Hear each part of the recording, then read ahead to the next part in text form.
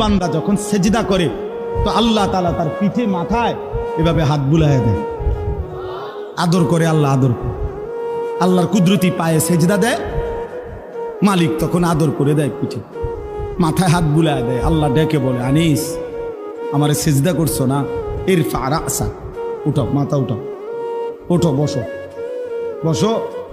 আর কিছু বলবা কিনা বলো। তো বান্দা বলে আত্তাহিয়াতু লিল্লাহি ওয়াসসালাওয়াতু ওয়াত-তাইয়্যিবাত। আল্লাহ বলে, আচ্ছা আমার প্রশংসা করলা, খুশি হলাম, আর কিছু? আল্লাহুম্মা সাল্লি আলা মুহাম্মদ ওয়া আলা আলি মুহাম্মদ। ও মাশাআল্লাহ, আমার বন্ধুর প্রশংসা করলা, দুরূদ পড়লা, আমি এত খুশি হলাম, এখন কিছু আর বলবা?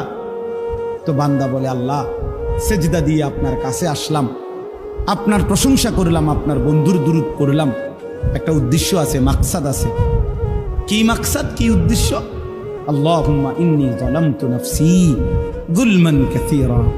আয় মাওলা, আমি বড় নাফরমান মাওলা, আমার গুনাহ অনেক বেশি মাওলা, আর আমি জানি ওয়ালা ইয়াগফিরুয যুনুবা ইল্লা আনতা, আপনি ছাড়া আর মাফ করার কেউ নাই। এই জন্য আপনার এত কাছে আসলাম, আপনার স্পর্শ পেলাম, আপনার বড় আকরাব ঘনিষ্ঠ হলাম। উদ্দেশ্য হলো ফাগফিরলি মাগফিরাতাম মিন ইনদিক, আপনার পক্ষ থেকে আমারে ক্ষমা করে দেন, ওয়ারহামনি, আমার একটু দয়া করে দেন, ইন্নাকা আনতাল গফুরুর রহিম, আপনি মাফ করবেন না কা, আপনি তো ক্ষমাশীল, আপনি দয়া করবেন না কেন, আপনি তো রহিম, দয়াবান।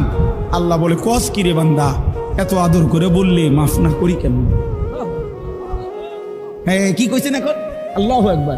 এই জন্য বান্দা যখন সালাম ফিরায় এই ডানে বামে, তখনই একবার কি পড়ে? আল্লাহু আকবার। অর্থাৎ উদ্দেশ্য হলো সে সালাম ফিরাইয়াই আল্লাহু আকবার বলে, অর্থ বলে আর মানুষের জানায়, ভাই সাহেব আল্লাহ বহুত বড় মহান, উনি আমার মাফ করে দিচ্ছেন। আল্লাহু আকবার। এই জন্য আপনারাই তো কইয়া উঠলেন আল্লাহু আকবার, নিজে নিজে। আল্লাহু আকবার।